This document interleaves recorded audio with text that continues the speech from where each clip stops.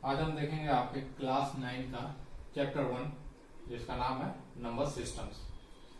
Page number 1 पे आपको बताया गया है इंट्रोडक्शन कि जैसे आप जानते हैं नंबर लाइन के ऊपर जो आपने देखे होंगे ऑलरेडी नंबर सिस्टम्स में अलग अलग नंबर्स होते हैं। नंबर लाइन पे अगर आप राइट में चल रहे हैं तो 1 2 पॉजिटिव होते जाते हैं और अगर आप लेफ्ट में जा रहे हो 0 पे तो नेगेटिव नंबर्स होते जा रहे हैं। तो इन सब नंबर्स को हम लोग इंटीजर्स कहते हैं। नंबर लाइन पे जो रिप्रेजेंट किए जाते हैं नंबर्स उन्हें हम इंटीजर्स कहते हैं। कुछ फ्रैक्शन नंबर्स भी होते हैं जो कि यहाँ पे दिखाए जाते हैं आपको 1/2 या 3/4 इस तरीके से वो नंबर रिप्रेजेंट होते हैं नंबर लाइन पर। आज हम जानेंगे कि नंबर सिस्टम्स में हम लोग नंबर्स को किस तरीके से अलग अलग पहचानते हैं। जैसे कि आपको ऑड इवन नंबर्स को पता ही है, ऑड इवन, और मेरे ख्याल से शायद आपको प्राइम नंबर्स भी पता होंगे। ऑड नंबर्स कौन से होते हैं? जो 2 से डिविजिबल नहीं हो, ये जहां तक आप ले जाना है। और इवन नंबर्स वो कौन से होते हैं? जो कि कंपलसरी 2 से डिविजिबल है। प्राइम नंबर वो नंबर होते हैं जो खुद से या 1 से डिविजिबल है। तो स्मॉलेस्ट प्राइम क्या होता है हमारा? 2 होता है। 1 क्यों नहीं होता है? क्योंकि 1 तो सिर्फ खुद से ही डिवाइड होता है और कोई नंबर से तो वो डिवाइड नहीं होता है। बट 2 क्या है आपका? 2 1 से भी डिविजिबल है और 2 से भी डिविजिबल है। तो प्राइम नंबर की डेफिनेशन है any number which is divisible by itself और 1 is called a prime number. Hope ये आपको पहले से पता है। बट नेचुरली जब आप कोई भी काउंटिंग शुरू करते हैं, सपोज कीजिए कि यहाँ पर 5 बलून्स रखे हुए हैं, तो आप इसे 5 काउंट करते हो या 4 काउंट करते हो? क्योंकि नेचुरली आप इसे जब काउंट करोगे तो 0 से तो नहीं कर सकते, तो फिर क्या हो जाता है आपके पास 4 बलून्स हो गए, आप ऐसा कहेंगे तो ये काउंटिंग आपका गलत कर देता है। क्यों? क्योंकि आपने स्टार्ट कर दिया 0 से। तो जब हम नेचुरल वे में काउंटिंग स्टार्ट करते हैं तो क्या करते हैं? This is number 1 balloon, 2 balloon, 3 balloon, 4 balloon and 5 balloon.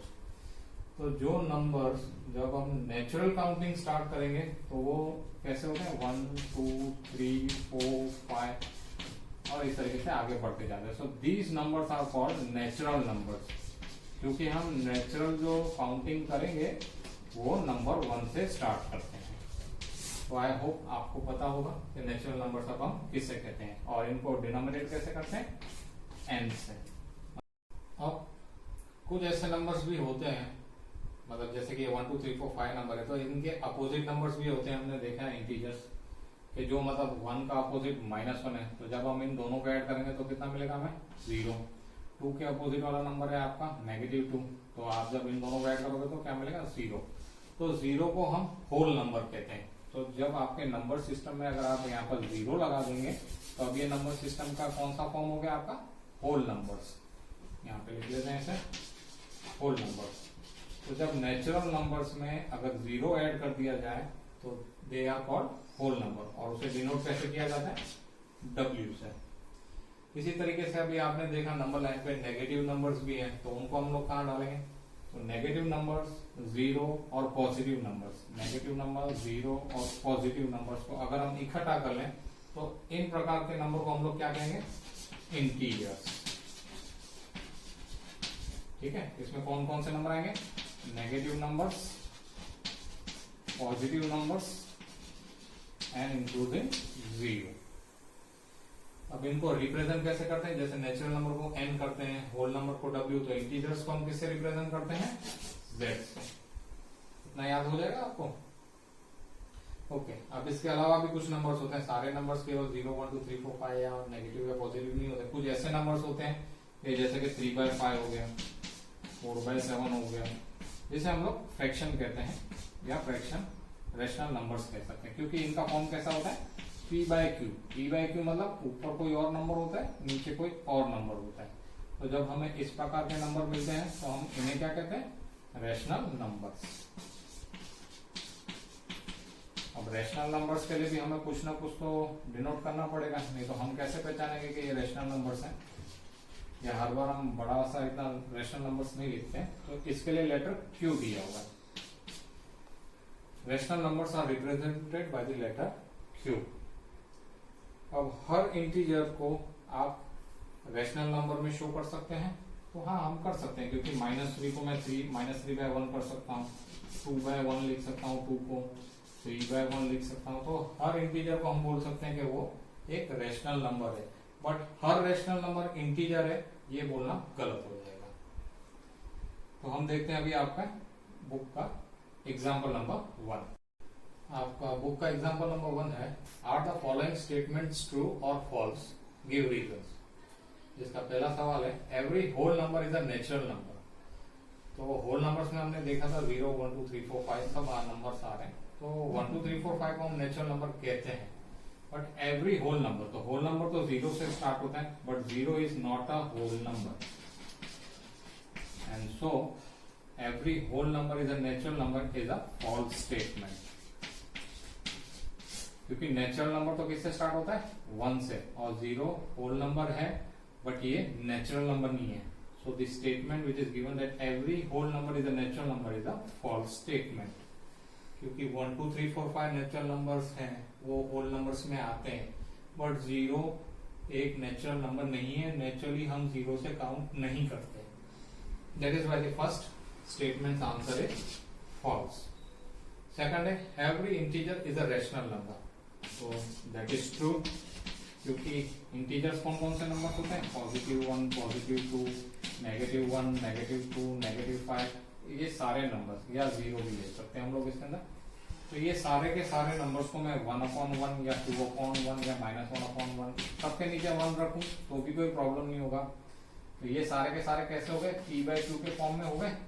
So every integer is a rational number. Rational number के लिए कैसा देखा था हमने, उनका फॉर्म p/q हो, मतलब ऊपर अलग नंबर डिनोमिनेटर में अलग number. So that is a true statement that every integer is a rational number. Now for last, that is third question, every rational number is an integer। तो rational numbers कैसे होते हैं, p/q के form में। तो 3/5 हो गया, 5/7 हो गया, 1/2 हो गया, 2/1 हो गया, ये सारे रेशनल नंबर्स हैं, ठीक है। बट इंटीजर्स में मैंने आपको क्या बताया था, पॉजिटिव नंबर्स होते हैं और नेगेटिव नंबर्स होते हैं। इनमें ऐसा फॉर्म है ही नहीं जो नंबर लाइन पे आप इजीली रिप्रेजेंट कर सको। So these type of numbers are rational number but they are not integer. So this is a false statement. I hope आपको ये समझ में आया होगा। तो हम देखेंगे आपका एग्जांपल नंबर 2 जो कि पेज नंबर 4 पर दिया हुआ है। आपको पूछा गया है, find 5 rational numbers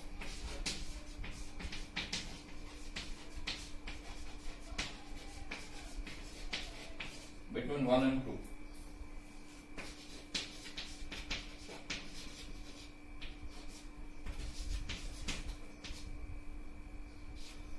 between 1 and 2 आपको 5 रेशनल नंबर्स बताने हैं।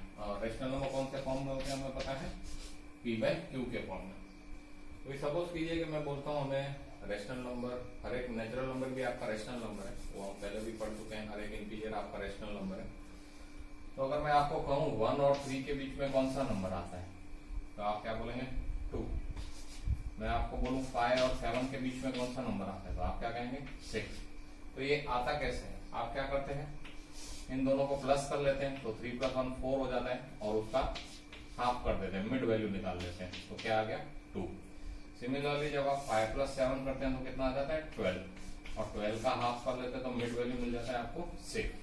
कहने का मतलब दो संख्याओं के बीच की संख्या ढूंढने के लिए हम लोग क्या करते हैं, दोनों को ऐड करते हैं और उनके हाफ कर देते हैं, /2 कर देते हैं, ताकि हमें इन दोनों के बीच की वैल्यू मिल जाए। अब हम क्या करेंगे, यहाँ पे हमें 1 और 2 के बीच में 5 रेशनल नंबर्स कहा गया है। तो सबसे पहले तो हम क्या करेंगे, इसे दोनों संख्याओं को प्लस करेंगे और 2 का /2 करेंगे, तो हमारी पहली रेशनल संख्या क्या होगी, 3/2। इसका मतलब ये हुआ कि 1 3/2 और 2, ये हो गई आपकी पहली रेशनल संख्या जो 1 और 2 के बीच में है। आपको कितना बोला गया है, 5। तो अब हम क्या करेंगे, हम ये कर सकते हैं कि हम इनके बीच की वैल्यू भी ढूंढ रहे हैं, तो हम क्या करेंगे, 1 + 3/2 / 2। और सिमिलरली हम इन दोनों के बीच की संख्या भी ढूंढ सकते हैं, 3/2 + 2 / 2। समझ में आ रहा होगा आपको ये किस तरीके से मैं बोल रहा हूँ। पहले हमने 1 और 2 के बीच की संख्या ढूंढने के लिए देखा, तो हमने दोनों को प्लस करके डिवाइड कर दिया /2। फिर जो ये मिड वैल्यू मिली हमें इन दोनों के बीच की, हमने इनको प्लस किया और इनकी हाफ ले ली, इन दो लास्ट नंबर्स का हाफ ले लिया, तो हमें इन दोनों के बीच में जो संख्या है वो मिल जाएगी। अब आपका जो बेसिक है एलसीएम निकाल के आप प्लस करते हैं तो it will be 2 + 3 5/2 divided by 2। यहाँ पर कितना हो जाएगा 2 × 2 = 4, एलसीएम लेकर के आपका 4 + 3 7/2 डिवाइडेड बाय 2। अब कई बच्चों को ये प्रॉब्लम होती है कि जब ये 1/2 डिवाइडेड बाय 2 या 7/2 तो इसमें होता क्या है। तो एक्चुअली ये क्या बोल रहा है, अगर आप नॉर्मली 5/2 लिखते हो तो क्या करते हैं, आप 5 को ब्रैकेट के अंदर लिखते हो और 2 से उसे डिवाइड करते हो, तो 2 × 4 1 और 2.5 आप ऐसे डिवाइड कर लेते हो इजीली। बट जब आपको फ्रैक्शन को डिवाइड करना है, अब मैंने कहा आपको कि 5/2 को 2 से डिवाइड करना है, तो ऐसी कौन सी संख्या है तो हमें तो नहीं पता है। बट होता क्या है कि जब हम इन दोनों को मल्टीप्लाई करते हैं तो हमारा वैल्यू क्या आता है, ये वाला वैल्यू आ जाता है। तो हम ये सोचते हैं कि 2 के साथ कोई हमने x वैल्यू मल्टीप्लाई की है जिसका आंसर 5/2 होगा। तो यहाँ पे डिनोमिनेटर हटाने के लिए आप क्या करते हो, मल्टीप्लाई बाय 2 करते हो, तो यहाँ पे भी मल्टीप्लाई बाय 2 करते हो, तो यहाँ कितना हो जाए 4x = 5, ये कैंसिल हो जाता है आपका। तो x की वैल्यू कितनी मिली 5/4, कहने का मतलब है यहाँ पे 2 मल्टीप्लाइड बाय 5/4 जब आप करोगे तो आपका आंसर 5/2 आएगा। चेक कर लीजिए आप, 2 मल्टीप्लाइड बाय 5/4, तो ये आपका 2 × 1 2 × 2 तो 5/2 बच गया ना। तो होता क्या है कि जब भी a/b डिवाइडेड बाय c हो तो क्या करना है आपको, केवल इन दोनों डिनोमिनेटर को मल्टीप्लाई कर देना है। या सिंपली मैं कहूँ कि जब a/b divided by c form हो तो इसका answer a/b multiplied by c होता है। तो यहाँ पे हो जाएगा आपका 5/2 multiplied by 2 that is 5/4। Similarly यहाँ पे भी आप बोल सकते हैं कि इट इज 7/4। अब ये संख्या आप लिखोगे कहां पर, तो जैसे कि मैंने आपको बोला कि हमने इन दोनों के बीच की वैल्यू ढूंढी है। इन दोनों के बीच की वैल्यू कौन सी है 5/4, और इन दोनों के बीच की वैल्यू कितनी मिली हमें 7/4। तो हमने 1 और 2 के बीच में 3 रेशनल संख्याएं ढूंढ ली, बोला गया है 5। तो अब या तो आप इन दोनों के बीच की संख्या, इन दोनों के बीच की, इन दोनों की या इन दोनों की, आप और 4 संख्याएं ढूंढ सकते। तो आपने देखा अब तक हमने 3 रेशनल नंबर्स ढूंढे हैं बिटवीन 1 और 2, बट मांगे कितने गए 5। तो जैसे कि मैंने आपको कहा, आप इन दोनों के मिड वैल्यू ढूंढ सकते हो, आप इन दोनों के बीच की वैल्यू ढूंढ सकते हो, इन दोनों के बीच में और इन दोनों के, मतलब आपको 1 2 3 4 और रेशनल नंबर इन्हीं में से मिल जाते हैं, बट हमें सिर्फ 2 बोला गया। तो मैं सिंपली इन दोनों के बीच ही ले लेता हूँ, आप इनकी भी ले सकते हो, क्योंकि ऑलरेडी मैं एक टाइप का तो आपको बता चुका हूँ 1 + 3/2 वाला, तो जहां पर केवल एक ही आपका 3/2 के फॉर्म में और एक आपका नेचुरल नंबर है। अब हम दोनों उस प्रकार के नंबर लेंगे जो 3/2 के फॉर्म में। तो 5/4 + 3/2 की मिड वैल्यू क्या हो, तो अब आप यहाँ पे एलसीएम निकालेंगे, एलसीएम आएगा आपका 4, आप मल्टीप्लाई और डिवाइड बाय 2 करेंगे तो कितना हो जाएगा 5 + 6 दैट इज 11/4 डिवाइडेड बाय 2। अभी क्या हो गया वापस आपका ये 4 इससे मल्टीप्लाई हो जाएगा दैट इज 11/8। सिमिलरली हम इसके लिए भी कर सकते हैं 3/2 और 7/4 के लिए। अच्छा, ये हर बार सेम नंबर होंगे ये आप मत सोचिएगा, आप कोई भी नंबर ले सकते हो, आप इन दोनों के बीच की वैल्यू भी ढूंढ सकते थे। तो जब भी आपको 5 रेशनल नंबर कहा गया तो आप ये मत देखो कि किसी ने ये नंबर लिखे हैं, किसी के और नंबर्स हैं, वो आपको नहीं देखना है। आपको ये देखना है कि आपका जो प्रोसेस है, आपने जो समझा है वो सही है। तो अगर आप किसी और के रेशनल नंबर अलग, आप बहुत सारे रेशनल नंबर इन दोनों के बीच में आ सकते हैं। 1/2 के बीच में आपका 1/2 भी आ सकता है, 3/4 भी आ सकता है, जो यहाँ पे आपको नहीं दिख रहे बट ये आते हैं, और they are rational number between 1 और 2। ये डायरेक्ट है, मैं आपको प्रोसेस से बता रहा हूँ किस तरीके से करना है। फिर से एलसीएम निकालेंगे, 4 आएगा, डिवाइड एंड मल्टीप्लाइड बाय 2 आप लेफ्ट साइड पे करेंगे तो 6 + 7 13/4 हो जाएगा डिवाइडेड बाय 2, मतलब आपकी 5वीं संख्या भी मिल गई 13/8। अब ये जो वैल्यू आपको मिली 11/8 और 13/8 वो कहाँ की वैल्यू है, आप लिख पाओगे इसे, बताता हूँ मैं आपको।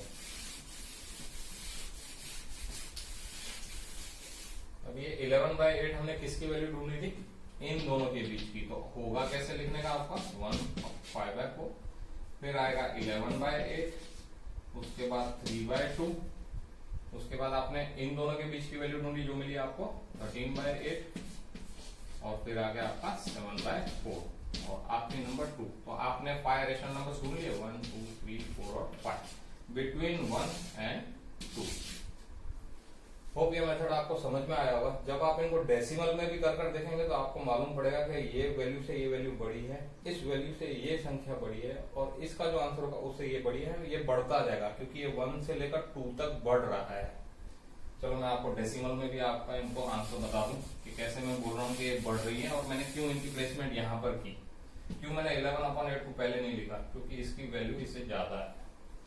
Let's see in decimal.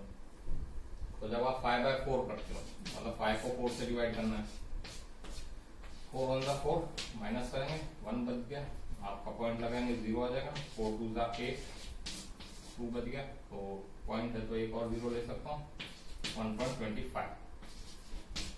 तो ये आपका रिमाइंडर हो गया 0। तो 1 के बाद हमारी कितनी वैल्यू है 1.25। मैं इसे ऐसे लिख सकता हूँ डेसिमल में, सिर्फ मैंने उसको डेसिमल में रेशनल नंबर से डेसिमल में कन्वर्ट किया है। बाद की वैल्यू मैंने बोला ये बड़ी है इससे। लेट्स सी 11 को 8 से डिवाइड करना है, 8 1 जा 8, सब्ट्रैक्ट करेंगे 3, पॉइंट लगा दिया 0 आ जाएगा, 8 3 जा 24, 60, 7 8 जा 56, 40, 8 5 जा 40। तो आपकी वैल्यू क्या है 1.375। इससे बड़ी हुई या नहीं हुई? अगर आप इसे पहले लिख देते तो क्या हो जाता, वो गलत हो जाता। इसीलिए कौन सी वैल्यू आप ढूंढ रहे हो, किसके बीच आएगी, वो भी आपको समझ में आना जरूरी है। अब मैंने कहा कि इससे ये बड़ी है, तो 3/2 कितना होता है 1.5 होता है। ट्राई कर लीजिएगा आप डिवाइड करके।